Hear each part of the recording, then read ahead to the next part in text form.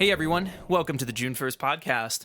My name's Ethan Moriarty, and I'm here with my co-host, Connor Moriarty. Connor, how you doing, brother? I'm doing all right. Exam week is next week, so I'm home for a little bit, taking a little bit of a mental break before it's really crunch time. So, huzzah, that's going to be fun. Not really, but stuff's got to happen, I guess. Well, you got to get through it eventually, right? First and foremost, thanks everyone for tuning in and listening. I like to plug our socials real quick. We have a link tree that has all of our socials, but some of the key places you can find us at are our YouTube page, which is June 1st. The 1st is spelt out. You know the routine by now, unless if you're new to the podcast, then this is news to you. So we have a YouTube channel where we post weather content as well as engineering content as well related to weather research. So you can go find us at June 1st on YouTube. On Twitter, my handle is at eMoriartyWX. And for my Twitter, it is at CMoriarty79. So that's where you can find us at. That's probably the most active places you can find us. And then there's the June 1st website, which is www.junefirstweather.com.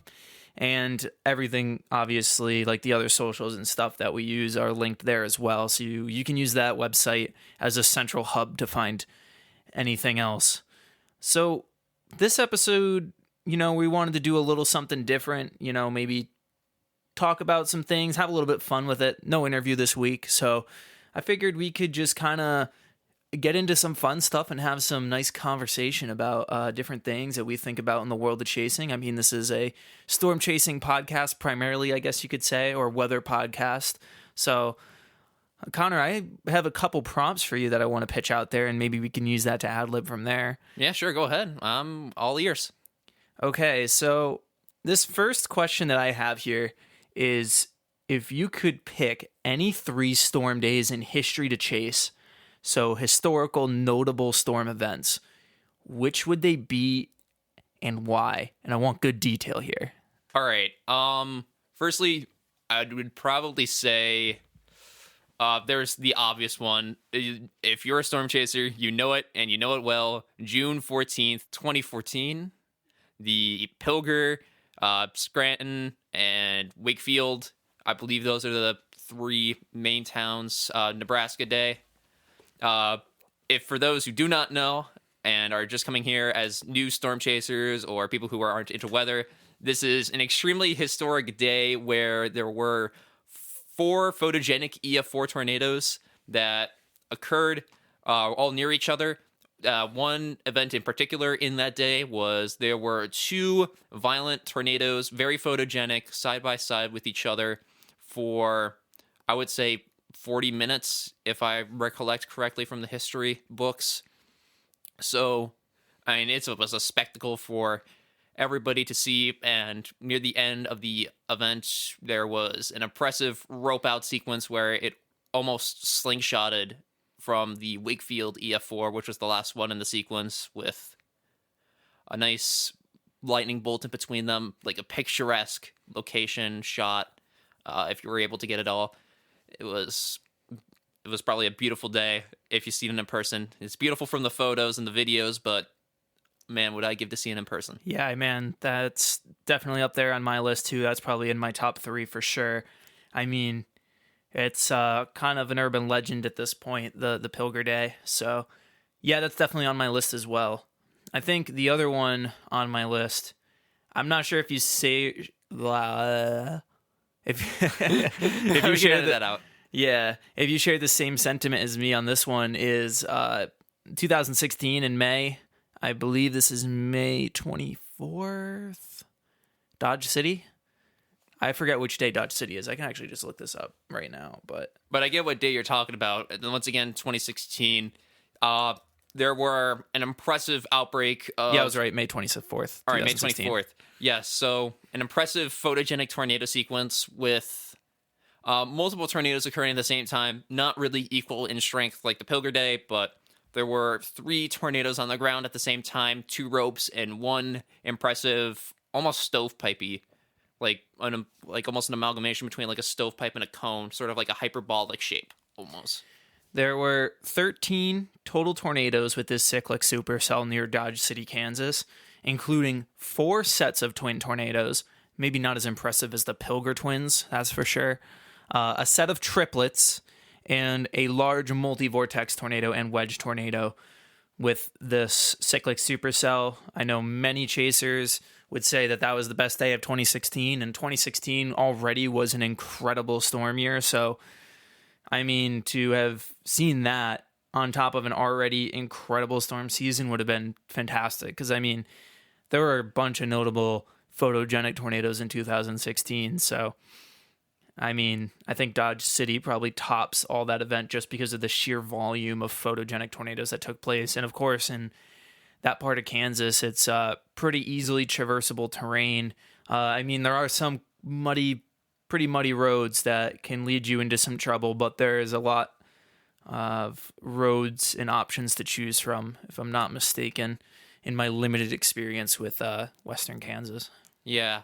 Once again, we didn't really chase Western Kansas all that much. We got to the very most western side of the state while chasing on one chase day. Yeah. So we've had one day in Kansas essentially. Yeah, basically. So we're not experienced in any means of the word. So yeah, take that with a grain of salt, I guess. But from my understanding, from my not even research, just talking with others, I mean, it definitely beats the scarcity of roads that you might see in the high plains. So, anywho, what would you put as a third event? I'm not imagine if we might have some differences here. Yeah, so I might spitball a couple ones out there. I'm not sure which one I would put into the number 3 spot, but I'm going to spitball a couple of them out there. I think it was June 15th or 13th of 2016. The Coleridge Day is one of them.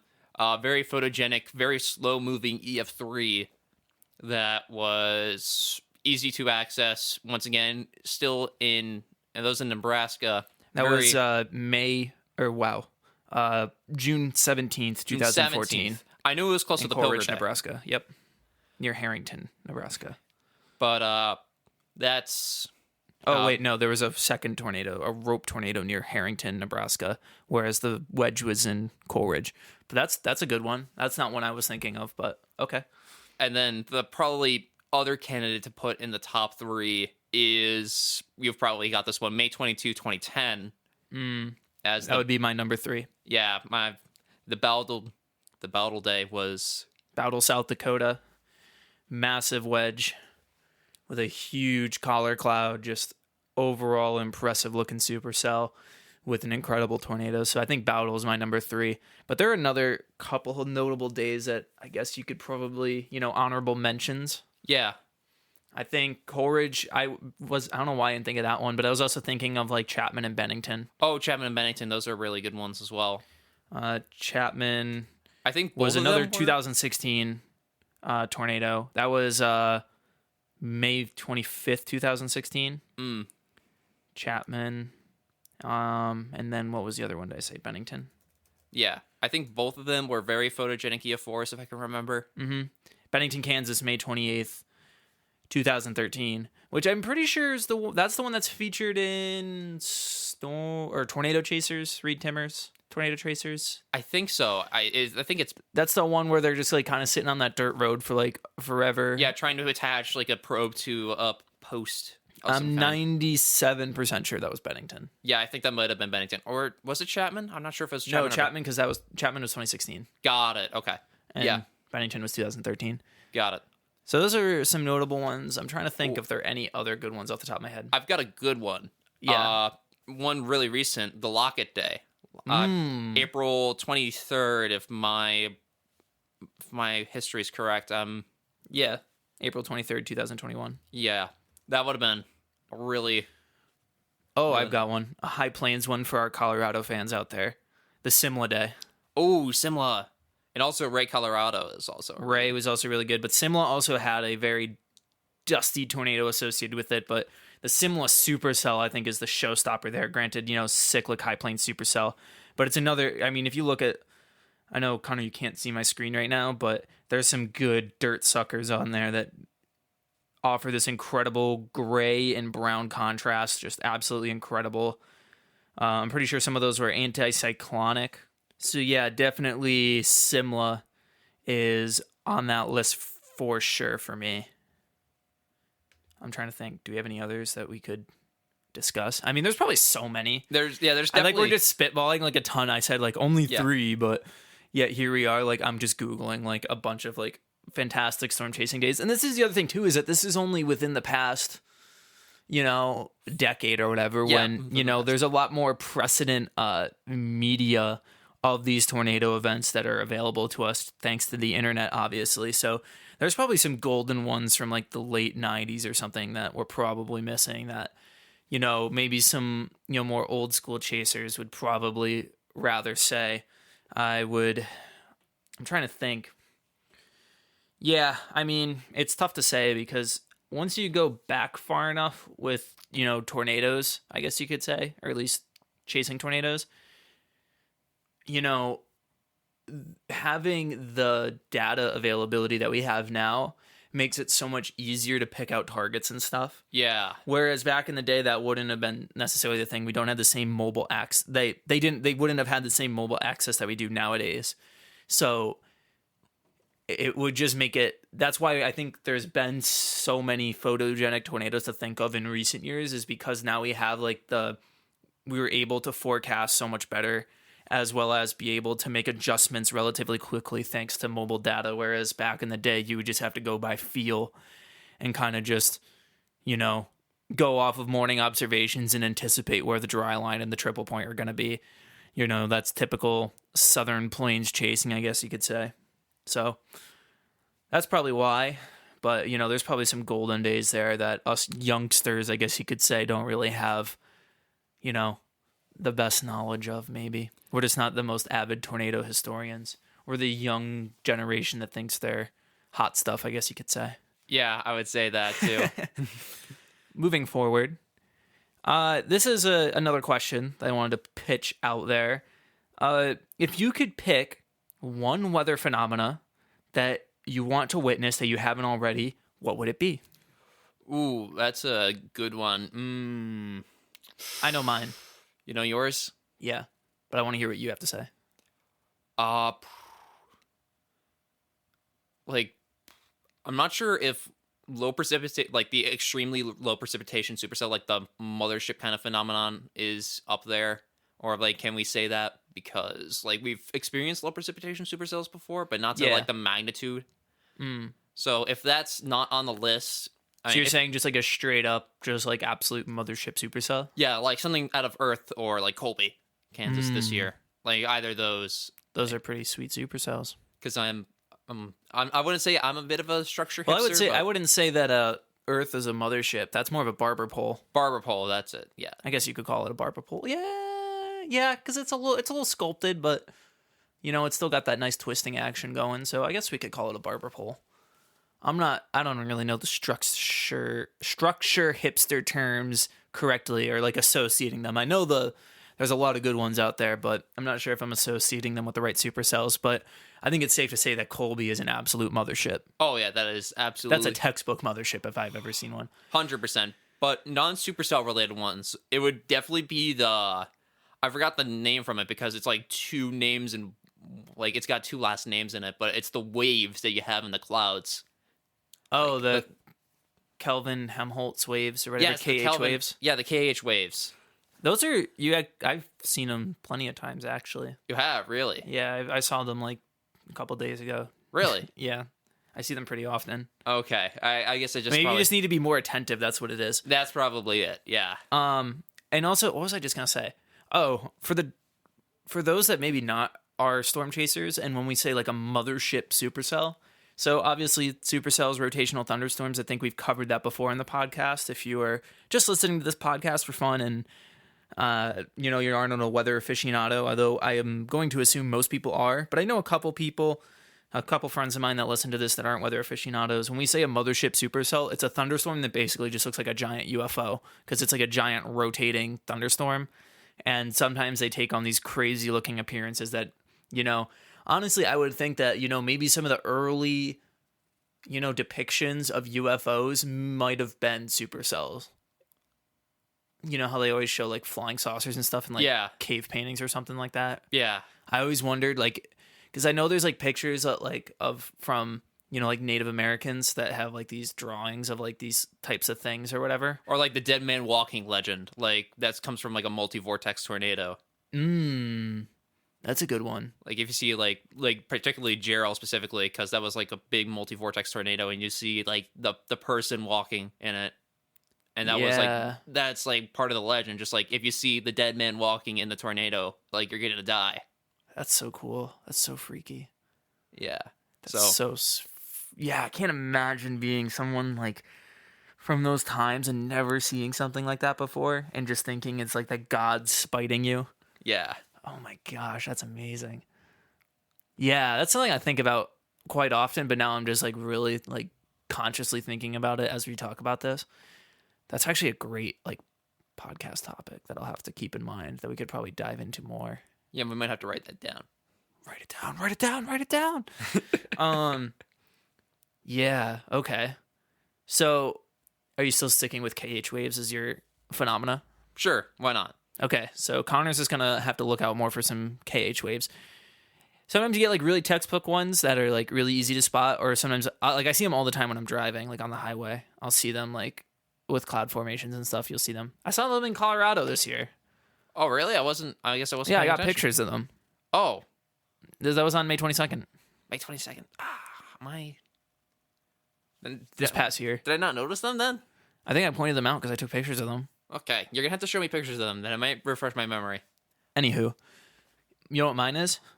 What? Go ahead. Mine's like when I first thought of this question, like I knew it instantly. Go ahead.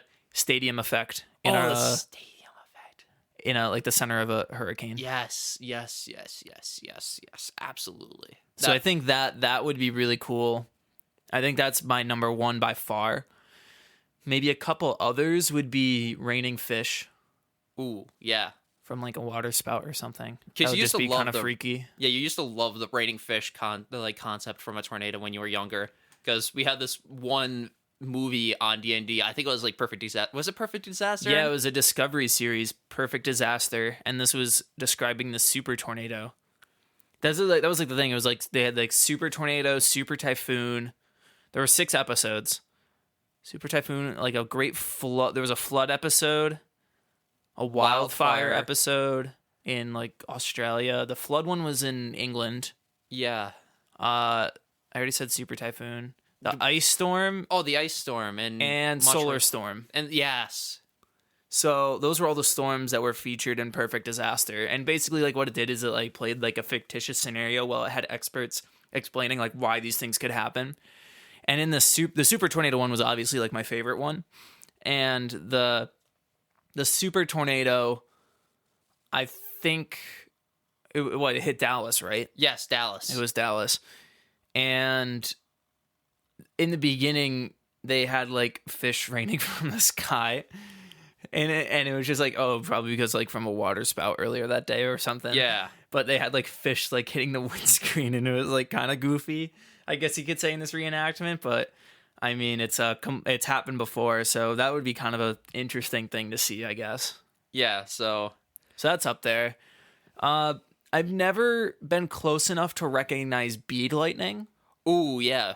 But I don't know if you could really I guess you could make it out with the naked eye, because you gotta naked eye. You have to have like a I'm assuming it's a positive CG strike that best produces bead lightning. I presume so. Because it's like one big flash, and then it like the channels break up and stuff. Yeah, and there's still remnants of plasma. Yeah, so I think, because we don't get too much positive lightning in the Northeast, or if we do, it's much tougher to see lightning. I mean, the lightning in the plains is a whole different beast, just because you can see so far, so you see all the strikes, whereas in the Northeast you only see a couple because of terrain features and trees. Something that we rant about all the time on this podcast, obviously. So being Northeast born chasers. So yeah, bead lightning would be pretty cool. Yeah, if only we stopped and probably appreciated that MCS that we went through on. Yeah, we needed to go to bed though. We were so tired. That was true. Yeah, for those who don't know and haven't followed our 2021 chase footage yet on our YouTube series, We went through a mesoscale convective system, which is basically a big line of very powerful thunderstorms, which produce a lot of straight line wind, and in this particular case, lightning on May 17th or May 18th? 17th. 17th of 2021. The moderate day. Yes.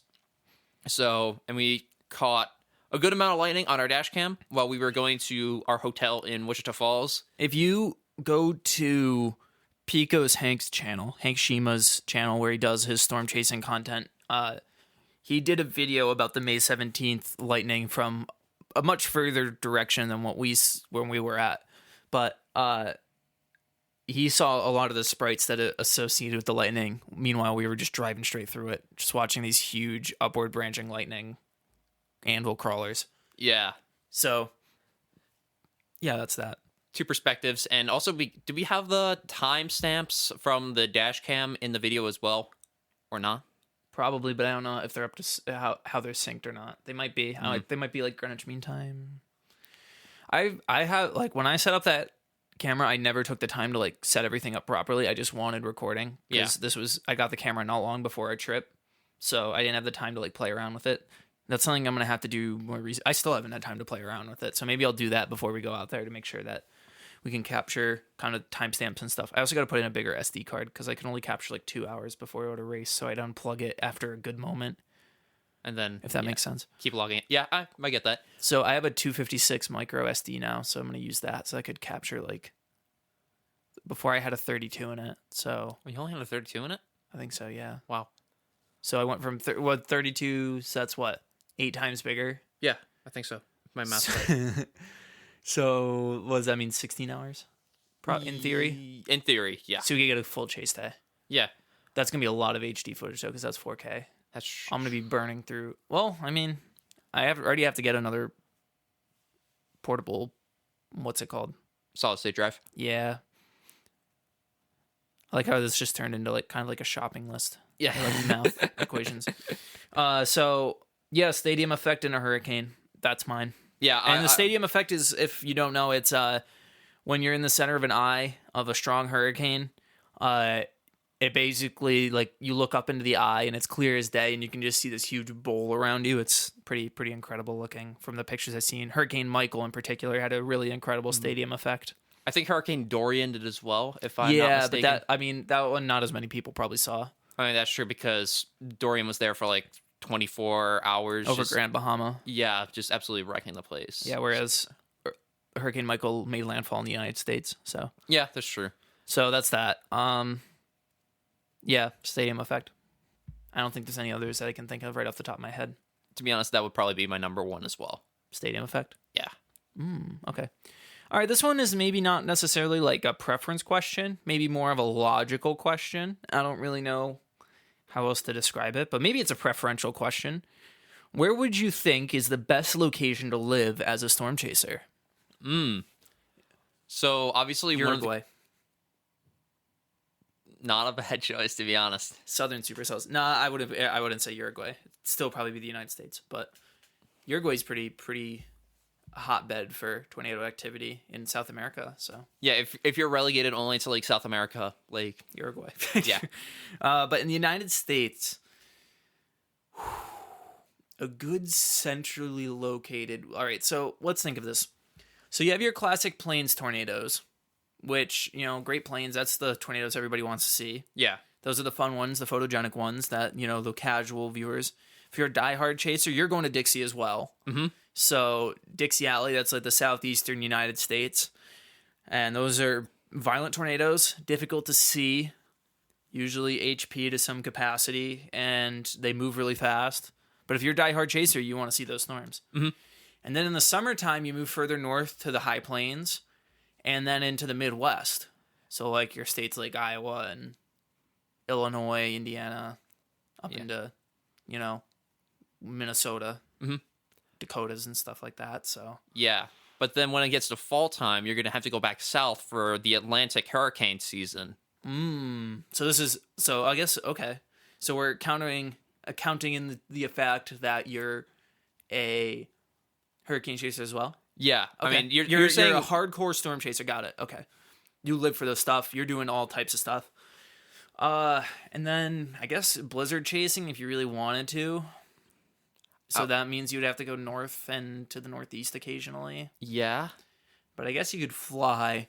But if you had to take like your own vehicle the entire time, Yeah, let's I would say say that you're under that restriction. primarily doing severe weather, I'd say. Okay, severe weather. So hurricane, tornado. I would see. I almost need to think of highways too.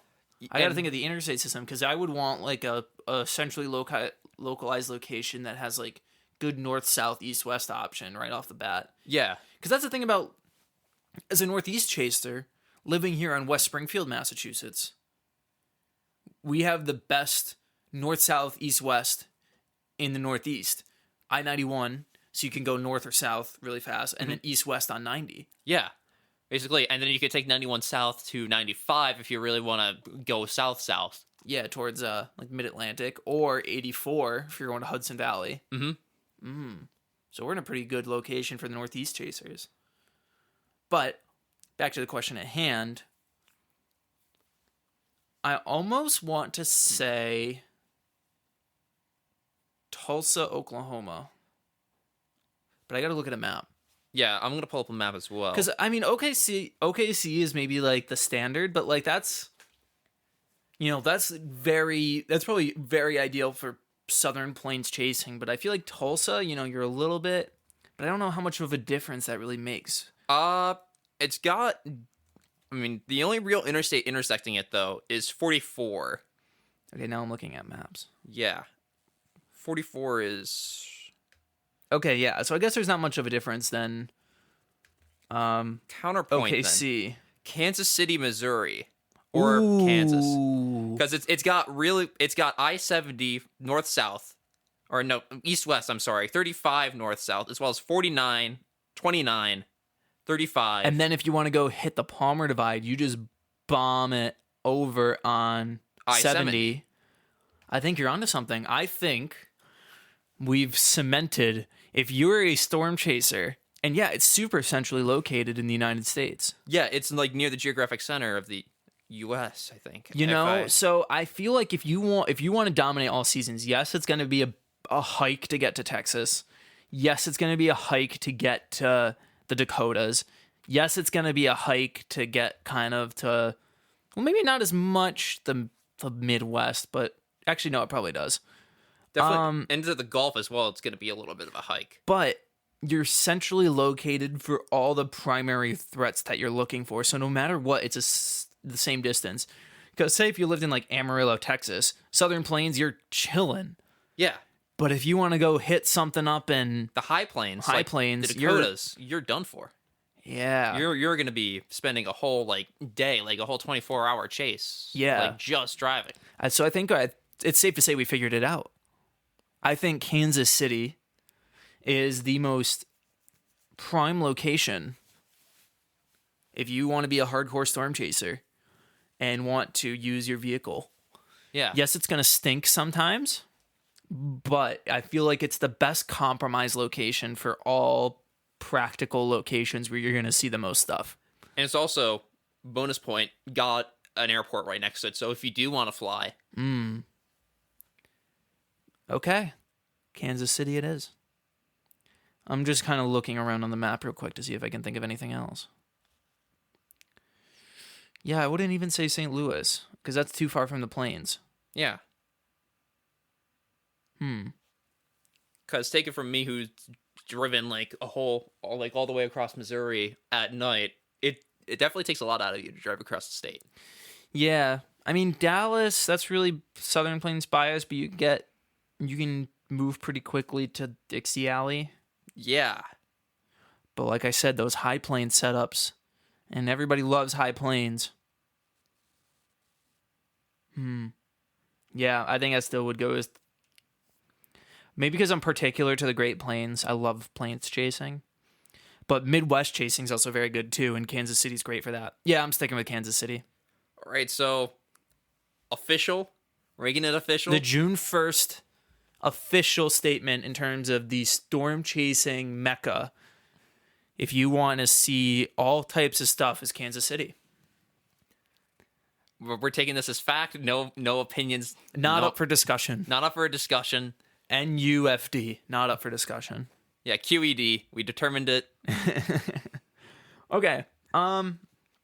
Moving on from that. This is I guess another preferential type question. Chaser morning routine. I mean, we're a chase team, so our thing is probably going to be pretty similar, but maybe if you were a solo chaser, Connor, what would your morning chase routine be? Firstly, probably get plenty of rest because you're gonna have to, of course, drive for the rest of the day. You can't really switch off if you're in a solo group. Then, yeah, you're gonna be... And if you get tired at the beginning of it, either A, you're going to have a lot of energy drinks ready, or B, you're going to suffer and put yourself in danger by driving sleep deprived. Right. Which is not a good. So get yourself some energy drinks if you're either in a solo group, or get plenty of sleep beforehand. So next, definitely to get the numerical model settled in. Like, see what the agreeance is. So this is a part of your morning routine? Yeah. Okay. So probably, like, once I get up, get What the models? laptop. What models? Definitely multiple models. Probably 3 kilometers NAM. Definitely get both sides of the wet and dry point settled away. The wet and dry bias of the HERS dry bias, and the NAM's, I guess, slightly moister bias. Yeah, see what differences there are. Maybe do a little bit of interpolation. Take a look at the Storm Prediction Center's RAP. I think it's the RAP that they use primarily. The mesoanalysis tool, which it uses the RAP to calculate its parameters. Yeah, definitely use at least 3 models. Definitely get 2 on both sides of the ends to interpolate, and then have 1 more to definitely solidify what you have in. Then probably get a good hearty meal in. Good breakfast. Yeah. So that's why just why you eat up. So get yourself some energy for the day. That's a good one. I have a feeling a lot of my suggestions are just going to be good quality of life ones, because I don't know why I particularly value getting. If you're in a good frame of mind, if you have a good body state, good mind, spirit. You're gonna have a good mental state, and it's less you're gonna less you're thinking about. You can use more of your attention towards chasing, I guess you could say. Yeah. Okay. So that's that. That's pretty good. That's pretty good routine, I'd say. You want to hear my routine? Go ahead. Or my dream routine? Obviously, this is what I want to happen, and obviously every morning is going to be a little bit different, but my morning's going to start the night before. I'm getting all of my gear together and figured out the night before. That's true. Yes. So that's where I'm starting. Gear is all prepped. If I had a chase the day prior, this is a chasecation scenario, for example, I'm offloading all my footage from the day before and clearing SD cards, making sure they're all good to go. Batteries are charging, all charged up. So charging all that stuff overnight. Wake up the next morning. Maybe look at models. If I'm not the biggest models on the day kind of guy. So what I would do instead is look at surface observations throughout the day. Surface ops are good. Yes. So, because at that point, I already know I'm already in my target. Or let's say you're halfway between your target area, or you're going to be going to your target area. You should already have a target area from the night before. So that's that. So I have a target area, and then I'm using surface observations the next morning to verify my target area, and then adjusting periodically throughout the day, assuming say 4 p.m. storm initiation or whatever. So that's that. Breakfast is key. Most important meal of the day. Can't skip out on breakfast, so I'm having breakfast to some capacity. Packing up, making sure I'm not leaving anything in my hotel room or forgetting anything. Or if it's a at-home chase, then making sure I'm not forgetting any gear that I might need for that day chase. What's next?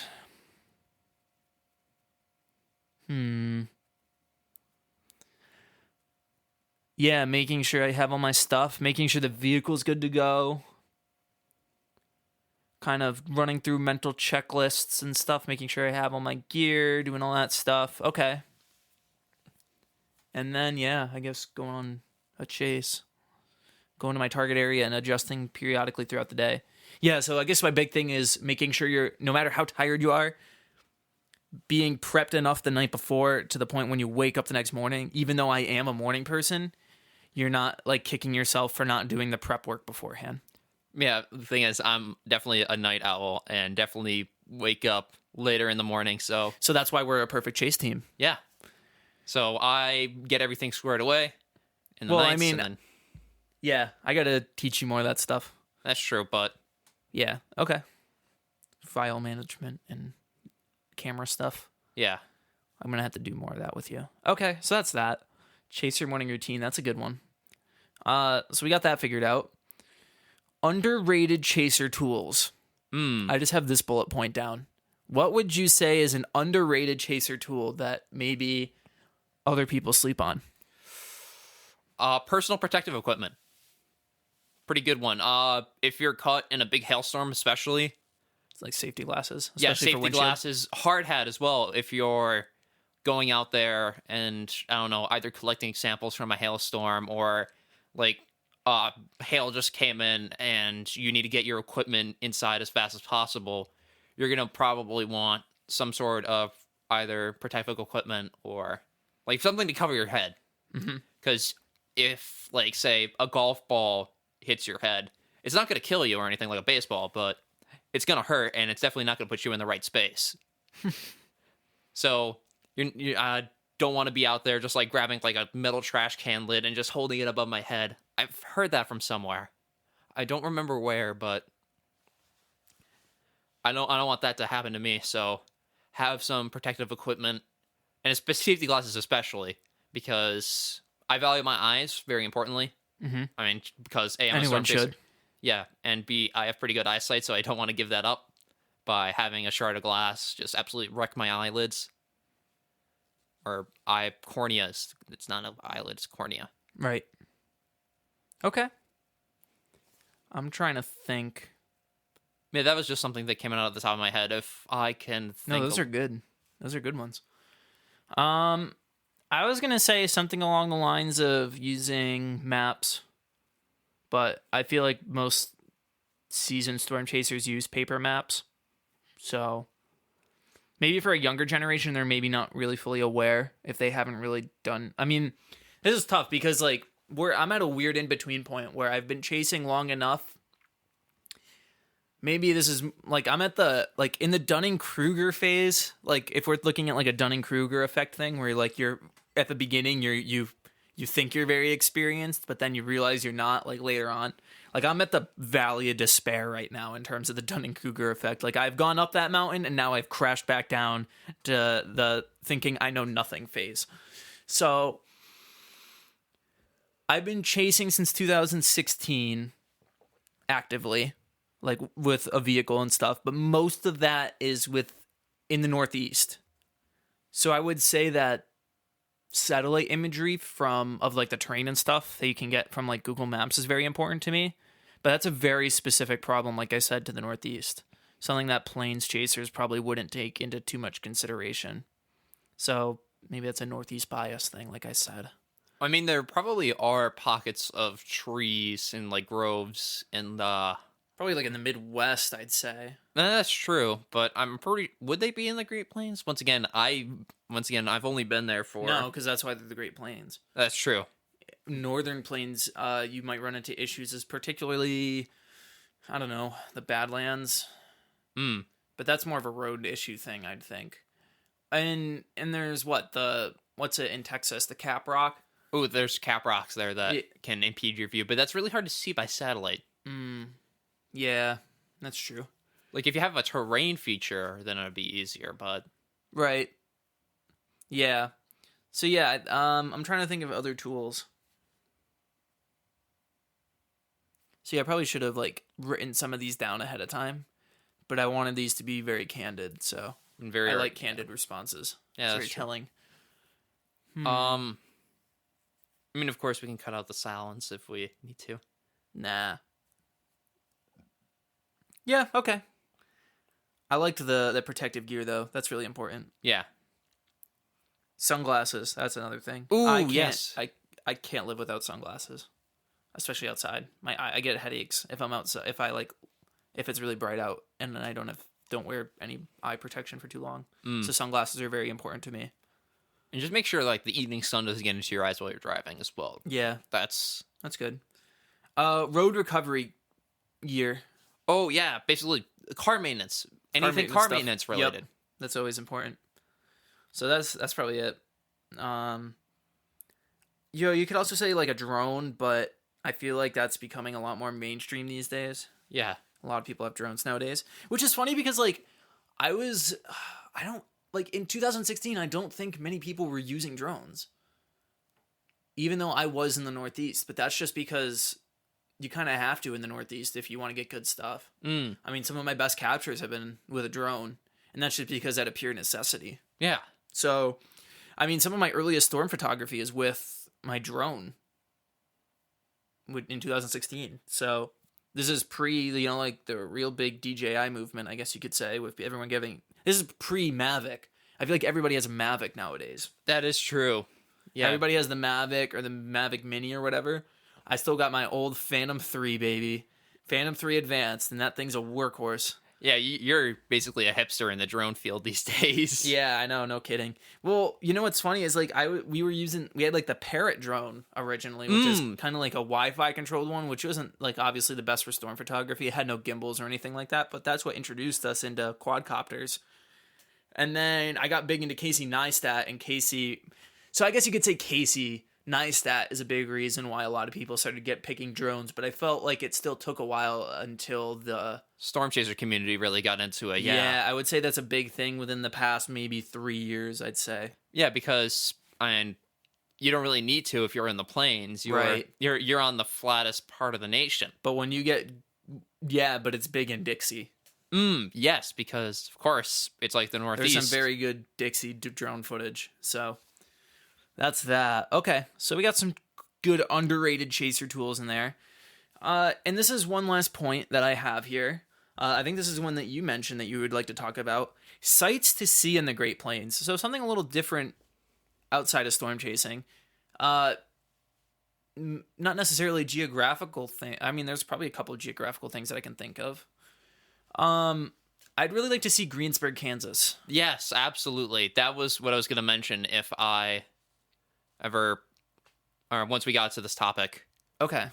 Yeah. I mean, I feel like it's not even interesting. I mean, obviously the tornado part of it is super interesting, but I feel like it's the rebuilding part, how they rebuilt to like a sort of greenest of green towns is because they basically went with a blank slate and they were able to prop themselves up on like this very big eco movement.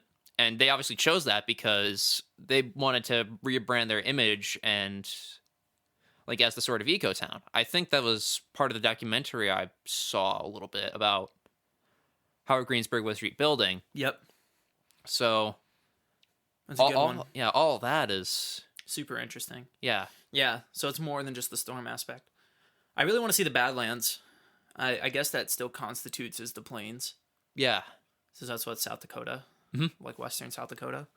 Yeah, I definitely want to see the Badlands. For those who haven't been to the Texas Panhandle, I would recommend definitely going there to see the Cap Rocks. It's definitely something interesting to see if you've like been accustomed to like just regular old mountains like we have in the Northeast. Yeah, like mesas. It's different. Yeah. Plateaus.